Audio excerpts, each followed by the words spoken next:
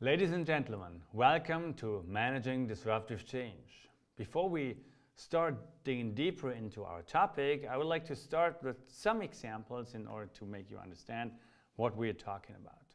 Do you remember these companies? For sure you remember these companies. Kodak, we used to have the Oscars in the Kodak Theater. And we also used our mobile phone. Actually, I used a mobile phone when I was a little younger.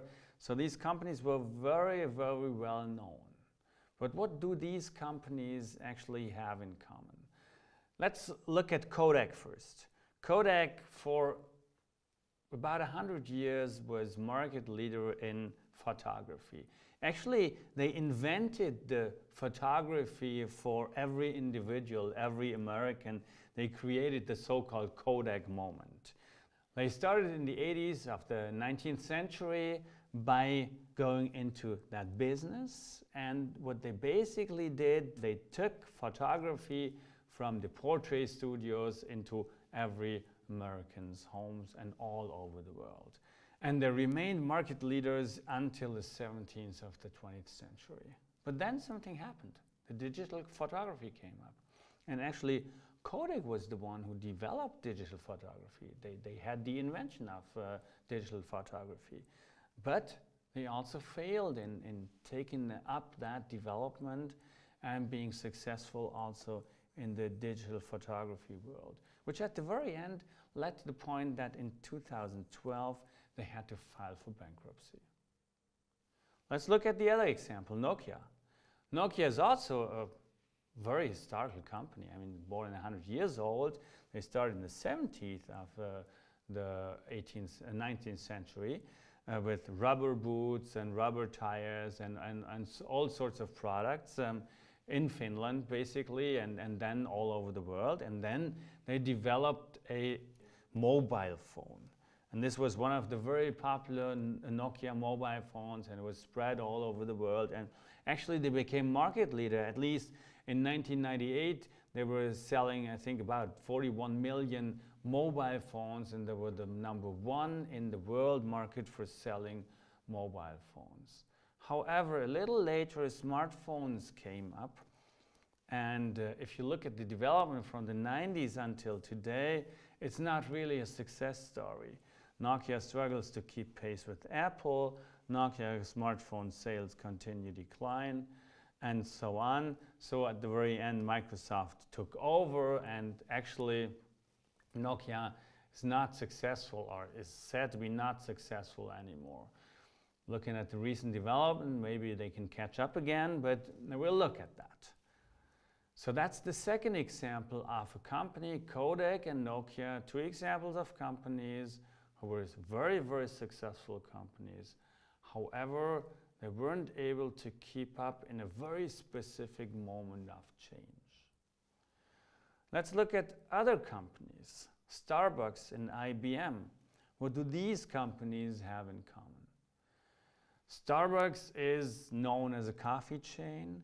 Actually, they started as a very, very simple coffee shop. They made this coffee shop very popular all over the world with very special coffee, not only cappuccino, espresso, and so on, but all sorts of frappuccinos and else. And they were also successful in the so-called customer-facing innovations. So they were able to take up the smartphone movement. People want to have customer retention programs on the smartphones. Starbucks, for example, introduced mobile payments as one of these developments. This is what makes them successful also today. And this is how Howard Schultz was putting that. Any business today that embraces the status quo as an operating principle is going to be on a death march. And they are not on a death march because they were able to develop further. And the other company, IBM, and there are many, many stories about IBM, especially also about Thomas Watson, who is in the picture over here. And Thomas Watson once says, there's only a world market for 5 computers. That was in '48. However, they were very successful in the personal computing, but also they developed from the traditional hardware with a very rough pace, to be honest, to artificial intelligence, to what we know by today, the IBM Watson, and every one of us knows the commercials about the IBM Watson and what the IBM Watson is able to do. So IBM also successfully managed to develop from a traditional hardware company to a leading edge technology company today. 4 companies. What do we learn from these examples? Well, first of all, we can differentiate those companies. We can say, okay, we have those 2 examples, Kodak, bankrupt today, Nokia, still surviving, which were disrupted.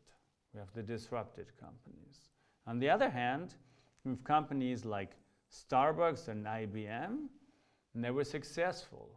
They were actually successful in adapting what was coming up. And we can look at the IBM story later on to see that it's a rough path to be an adapter sometimes. But first of all, what we can see is there are many examples of companies, many examples of inventions, different inventions, some innovations, some not, that can change the world, and companies adapt in a different way to that. But what's the secret to that?